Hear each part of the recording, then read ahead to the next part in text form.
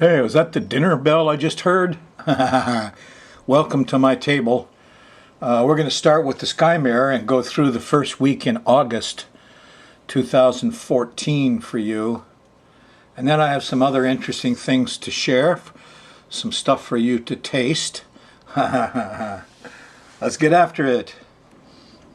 I've drawn up a chart here for you. This is the pattern of planets in the sky that mirror the things going on here on Earth in our lives. The sun's in a Leo, fixed fire. Everybody's got a lot of endurance, a lot of pride. The sun is going to trine Uranus here, 120-degree angle to common sense and science towards the end of your next week. You should get increasing levels of secular wisdom, let's call it.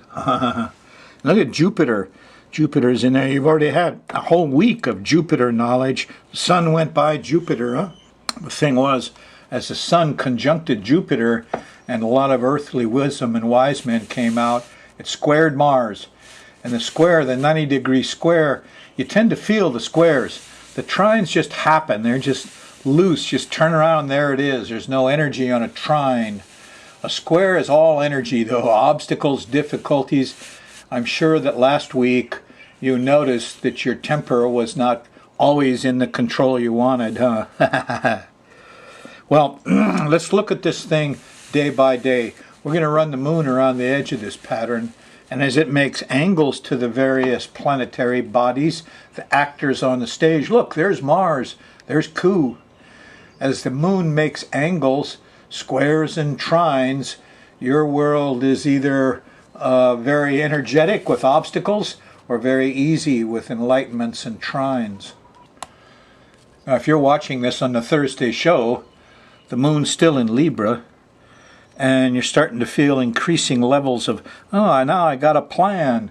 Because here about 10 o'clock Thursday night, there is a nice sextile to the sun. The problem is that Friday morning, here's the square to Pluto, happens early, 4 or 5 o'clock in the morning. Eek, a bug!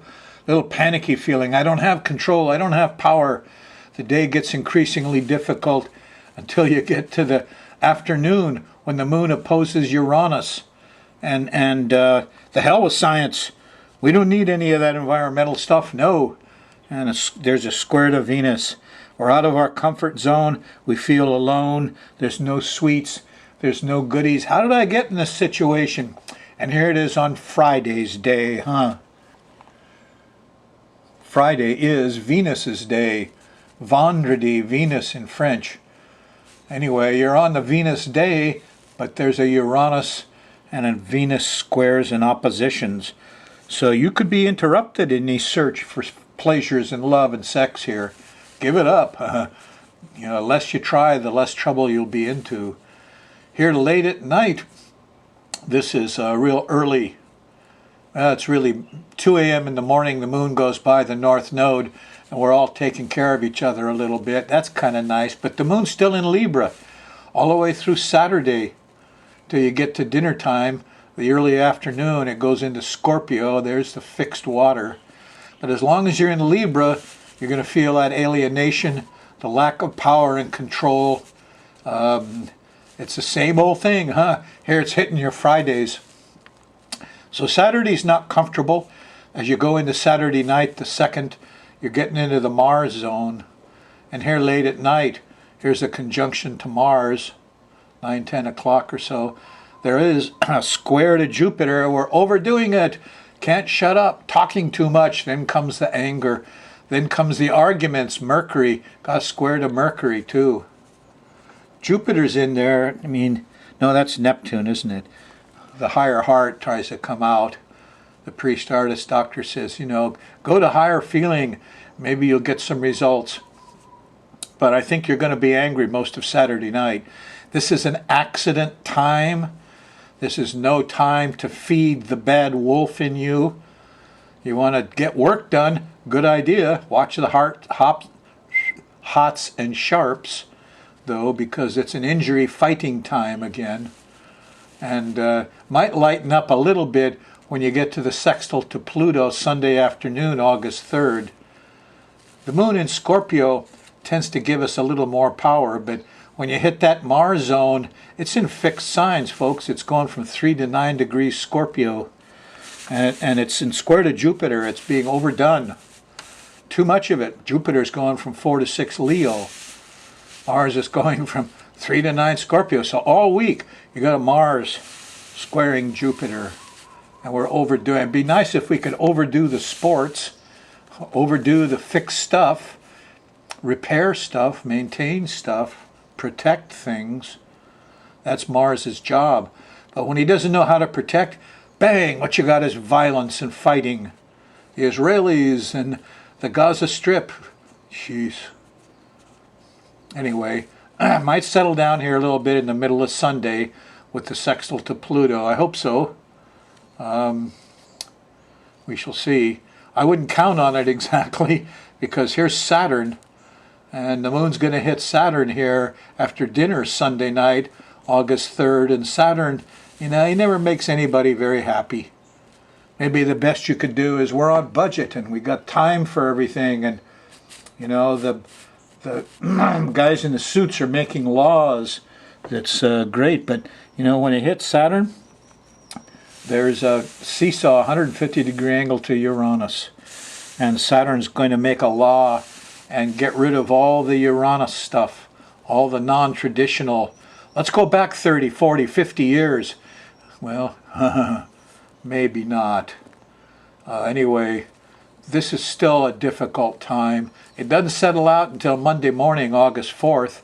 About breakfast time, there is a nice trine to Venus. There could be a little love and sweets there, and you could start your workday, feeling a little more loving after a rather horrendous Saturday, Sunday. And Friday wasn't so hot either, huh? Wow. Well, anyway, stay in bed late Sunday and wake up early. Enjoy yourself. Be loving. Could be similar on Tuesday. The moon goes into Sagittarius, a mutable fire sign here. And that starts like 10 o'clock Monday night or so. When the moon shifts sign, all the vibes shift.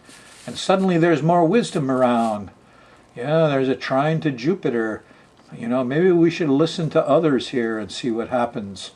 But no sooner you get a little bit of wisdom, in the middle of Tuesday, then, what's this, 4 hours later, there's a square to Neptune, and we're confused, and we lost it all, and we don't know what we're doing, and there's a little seesaw to Pluto, and we don't have any power over this, and whoosh, it doesn't get better till late Tuesday night. You get a trine to the Sun and to Mercury, and a trine to Uranus.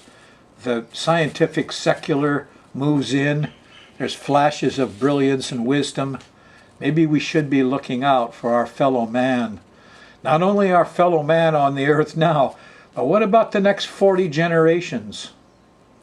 Yes, think about that, They're your kids and grandkids and great-great-grandkids. And so you're not just fighting these wars against this old stuff for the good of the people around you, but for others downstream in time. You could have that feeling Wednesday morning. Could be pretty nice. Hope you hold on to it all day Wednesday. On Thursday, the moon moves into Capricorn. It's a cardinal earth sign. We got to be practical about this. We got to manage our money. We have to manage our time. And it starts off Thursday afternoon with a nice sextile to Mars. Let's get out and get things done. There's inspiration too. There's a sextile to Neptune. Inspired action and activity, and let's fix it. Let's not fight with it. Fix it. Ask yourself what you're protecting. Angels will come and tell you, and you can get the work done. Look out, though, as you go late into Thursday night. Here's the Pluto transit. Pluto, whoa, eek a bug, panicky, gunny, guns, burning things, trash, power and control, zombies. All your nightmarish Scorpio kinds of stuff is here for you Thursday night. The less you pollute your brain with some of this television, you know. We got zombies, we can just cut off their heads and kill in all kind of bizarre ways. What's going on in our country? What are we feeding our brains with? I use my remote control and I see guns, bang, I'm on another station, I'm on someplace else. And if I see zombies being slaughtered, same way, I don't want my brain recording that stuff. Your brain records it all. Don't panic. It's just a little bug. But you're going to feel alone. Yeah, after the panic period with the conjunction to Pluto, Friday morning, here's the square to Uranus. Now this panicky thing and then this feeling of isolation pretty much is a regular pattern. What's happening to you with the panic Thursday night and who's bombing who? And then the feeling of nothing I can do about it. Turn off the TV Friday morning. The Pluto first and then Uranus is similar to what happened back here on Thursday night. Actually, Friday morning was the panic, and then the isolation was Friday afternoon. And we got the same feeling. We got the panic here late Thursday night, and then early Friday morning, the isolation. So this little period's no fun, but you're getting kind of used to it, huh? Yeah, strange things can happen here. And gee, Thursday, we really got a good plan. We were going to go fix everything, and we got started at it, and then, you know, the centipede crawled out from underneath the tool shed, and look out! Saturn does try to fix things Friday morning. The square is to Uranus. Twist the connections, the cables, flick the switches, the power went out. You know, but here's Saturn. Oh yeah, we can do it the old-fashioned way. Saturn's still empowered here. So the hell with Uranus. Let's all go for Saturn on Friday the 8th. It won't do you much good anyway, because here Friday night is the opposition to Venus. On Venus's day, Vendredi, Friday. I wonder what it is in Spanish. Venus, it must be something have to do with Venus. Anyway, nobody's happy here with the sweets, with the sex, with the young girls. The divas are eating it. They're having trouble. We're all having trouble. Oh, if we could only just enjoy ourselves. Can't get no satisfaction. Friday night, the 8th of August. Yeah. On Saturday, you get up in the morning, the moon's in Aquarius, has a very different feel to it. It's electric. Its energy is all mental. And here on Saturday the 9th, we're overdoing it. There's an opposition to Jupiter. And then we're all angry and impatient and we're not protecting. We're going to fight. There's an opposition to Mars, Saturday the 9th. And finally, early Sunday morning, we have a sextile to Uranus. Secular triumphs. Common sense clicks in. Science. You can think this out. Yes. But wait a minute. Here's a square to Saturn. No, you can't. There's rules, there's regulations. It's law. We are a nation of laws, they keep saying, these Saturn characters. No, we're not. We're a nation of common sense and brotherhood, my friends. Yeah. Now, there's a full moon here at 18 Aquarius. It's going to happen Sunday morning, August 10th. And this lunation trines and sextiles Uranus. You've just had a whole month of listening to old Saturn here, and he's getting his way. Oh yeah, tradition. Put on your coat and tie and do things in the old-fashioned way. And now we're going to have a month of listening to real thought, to common sense, you know, common sense, not a law that somebody in a coat and tie made. So we got a month of it. Make the best of it, folks. It starts Sunday morning. And you should see some stuff on TV and in the media, especially, that might wake you up a little bit. Goes all the way through Sunday with the moon in Aquarius. I got a month of this. I got to get ready for it. I got some plots and plans going that I'm going to start here on Sunday the 10th. You'll see. Now, you know I do a lot of environmental work. And this is a broad area, for instance. This is one campaign I'm sure not giving up. No, I got more to do here. You're going to hear more about this. This is the Raven. The raven and the goose need protecting. Now they need protecting maybe from the government too. This is really not so much a peace sign as it is a stop nuclear pollution kind of stuff. That's what the original intent of the makers of this symbol was. It's a semaphore signal. Anyway, we've got a campaign to do here because you've got this thing going on a small scale. No, they're not going to build and pollute you with radiation, but they are going to pollute you with some of the worst chemicals and the worst things in the world. If you let them burn the trash in their corporate incinerator in Hilo. So we got to talk more about this. Okay, if you've watched the last couple shows, you've got some details. Here I want to start by going back to the start of this thing.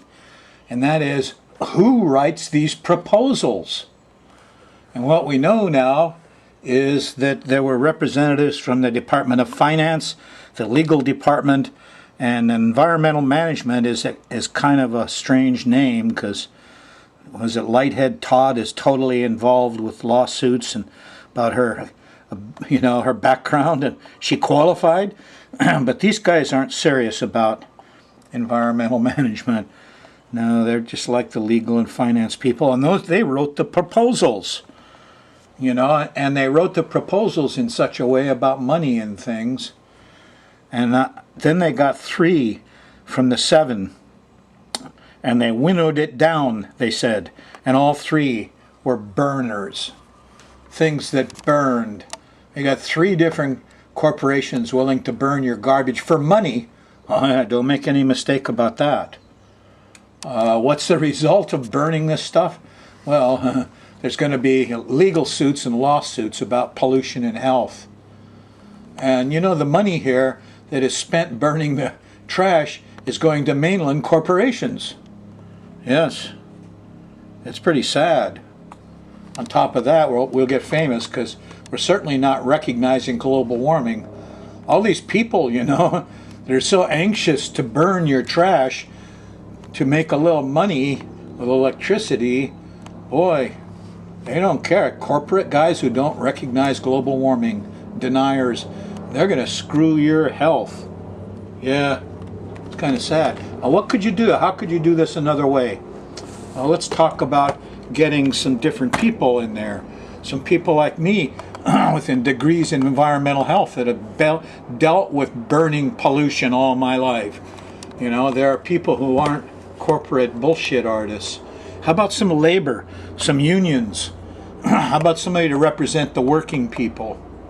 How about some health professionals, any kind of health professional? Even some MDs if they're concerned with lung pollution. And I think the first criteria for putting these out to bid would be no burning. If we're going to put this in around Hilo, no burning. No. You know what happens if you don't burn it? Well, it costs a little more because you got to hire a bunch of people to separate things and run production lines. You dissolve this, you separate out that, you do all these different things to different side streams from the trash. More local jobs. Yeah, it could take 50 people to really handle all the trash on our island and turn it into useful recycles and things we can sell. Who, if we put in 50 people here, all that money goes to our island and to our people. These guys are just going to go out and buy groceries with it. No global warming, or they're not going to make fun of us. No burning. You're taking care of your health, not the corporate money. So it all stems really from how they set this up. Who's there? Is this lawyers and bankers? Or is this people who are aware of the pollution? That's the first thing. Slow down there, Frost. The people that train me in public speaking, the EST trainers, I took a lot of specialty classes. The thing that came out a lot was speak from your own experience. That's when people listen. So here comes a case history at you from my own experience when I was at the Department of Health I was the environmental health specialist, sounds fancy, for the island of Kauai. And this comes from Kalaheo. Those of you that know Kauai, do you know Kalaheo? Kind of sits up on the hill. The highway goes up over here.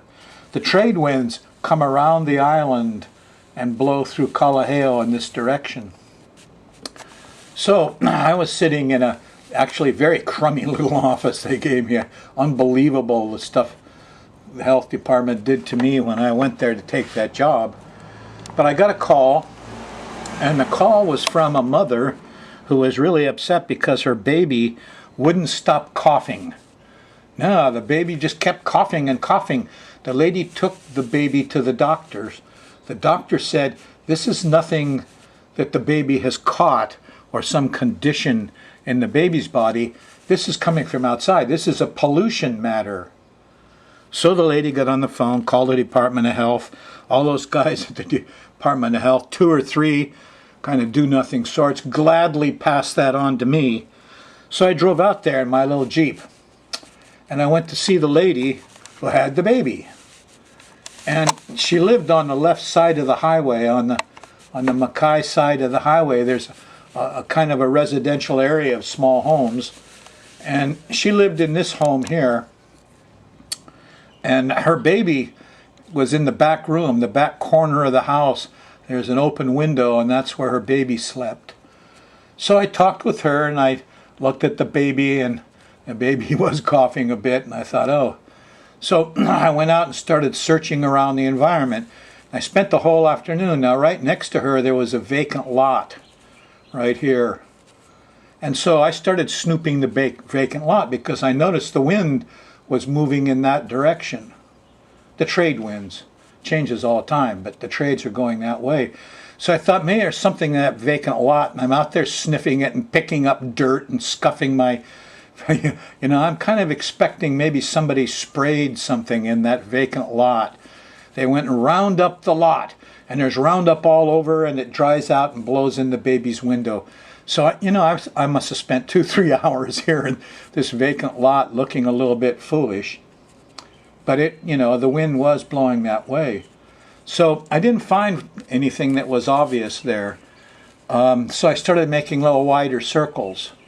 And when I got to here, I had to go kitty corner across the street. And there were more houses, and they were kind of small houses. And right here on the corner was a house. And there was a tall fence that ran around this man's house.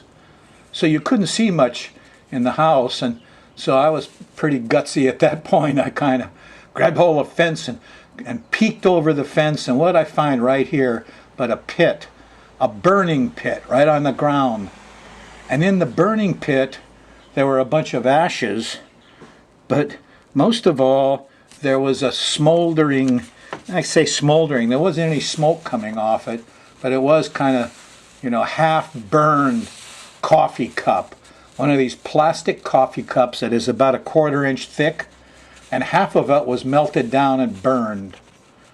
And right next to that was a woman's magazine, like you see on the stands as you go through your grocery store. Ladies' magazines. These things are half, the pages are plastic. Yes, these are terrible, and it was all half burned. And all the pictures in these magazines have these amazing colorful dyes on them. They're slick colors, huh? And when I first started with OSHA in the early 70s, OSHA was first starting, some of the first carcinogens that we listed were dyes and colors, orange 16, red 44. So these, now, nobody outlawed them in the print industry, so the same carcinogenic inks, they printed them on plastic pages with these slick colors, and nobody figured they were going to eat them or smoke them, so nobody's regulating them and saying, you can't use that there. Anyway, there's the half-burned coffee cup and the ladies' magazines half-burned. And, it was over in this corner. The man's house was over here. So he had put his little burn pit downwind of his house. So I went in there and knocked on the door. And I said, could I speak to the master of the house? And this older Filipino man came out. This was his little burn pit. It's almost a tradition in the Filipino, especially the plantation cultures. When you get home, you grab a cold beer, take the garbage out here, and burn it in a little 50-gallon drum or something. We had cases where guys took 50-gallon drums home that had pesticide in them and burned their trash and got sick. Anyway, I went and I started talking to the old man. And the upshot was, we're standing out here, and I'm saying, there's a baby over there in that open window, and I'm trying to get him to walk across the street. But you couldn't see any smoke, and you couldn't smell any smoke. But the combustion products, they went right up over his fence and across the vacant lot and into the open window of the baby. Wind direction was the clue. Now this was very upsetting to the old man. I wound up spending the whole afternoon with him. And I told him all sorts of stories, and I got to be his pal and his buddy. And he very slowly came around that what he was doing here impacted that little baby in his room over here.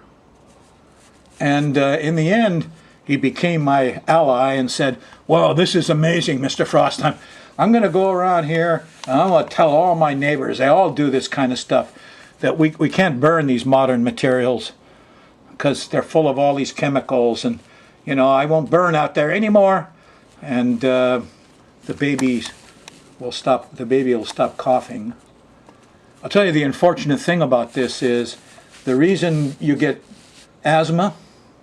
It's one of the sad results of this episode is that baby will likely have asthma all its life, because when you're a small baby, less than 1 year old or so, if you inhale little toxic particles, like you see ladies pumping the baby carriage along the highway, and the little baby's down next to the road, baby's breathing little particles, baby's going to get asthma. That's what asthma is. It's the impact of these little tiny particles in the first year of life. Anyway, case history, Kalaheo, Kauai. Damn, I always have too much material and no time. The 7 deadly sins, I got interested in them: sloth, gluttony, envy, wrath, lust, greed, and pride. When you see 7 of anything, 7 days of the week, they're the planets. Who are they? Well, Saturn is sloth, the moon is gluttony, Mercury is envy, Mars is wrath, Venus is lust, of course, and Jupiter is greed. The sun is pride. Yeah.